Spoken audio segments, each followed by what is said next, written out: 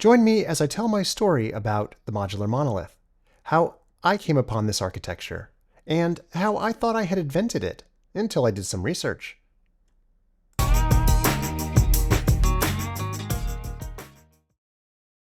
Why all the focus on the modular monolith? I was in charge of working on an application that had become very large and tangled and difficult to work on. Previously, we tried taking that application and kind of trying to break it out into microservices. And this added lots of complications on its own. I took it upon myself to try to figure out how could we create an application that was both flexible and able to meet all of our needs while being architected in as defensive of a way as possible such that it would not get complicated and intermingled in the future. Keep in mind, this project was a project that did not need to scale extensively. The amount of requests per second were relatively small, and it had to have a lot of different functionalities and access lots of different clouds. And this is where I settled on the modular monolith. At the time, I thought I had invented it, including the name. Later on, when I researched, I found out that it was already a thing. But I kind of designed it before I even knew.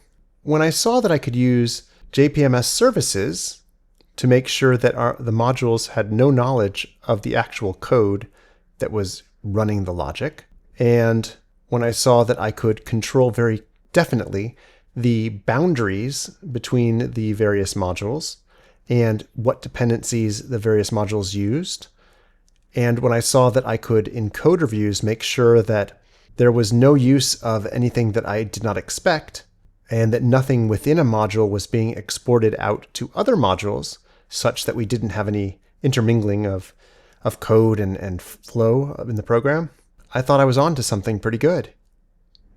I wanted things to flow in one direction. Requests came in through the API. The API would then figure out which service to forward the request onto, and then the request would be forwarded onto the service. The service would go ahead and do what it needed to do, and then the result would come back. The API would send the result back to the caller. It was pretty elegant, and I was hooked.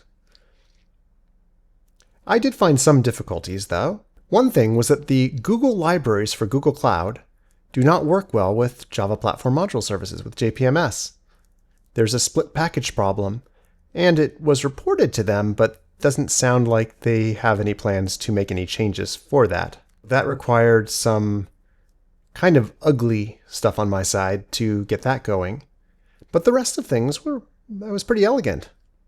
And I think that the modular monolith would be very useful for smaller applications that don't have tons of scale, that are not having millions of requests a second.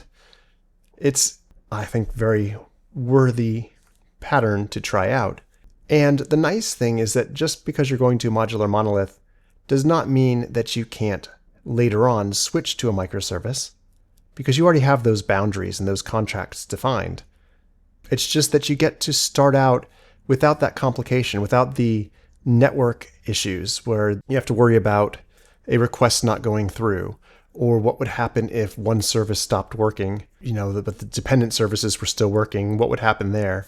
Or, what would happen if one service started responding slower than another? You don't have to worry about any of that with the modular monolith, or at least not to that degree. There's that network consideration is taken out, and it's just all in one application, all in one process.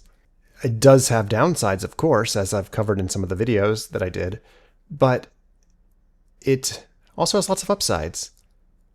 And I think that those upsides kind of outweigh the downsides, at least insofar as the particular project I was working on is concerned.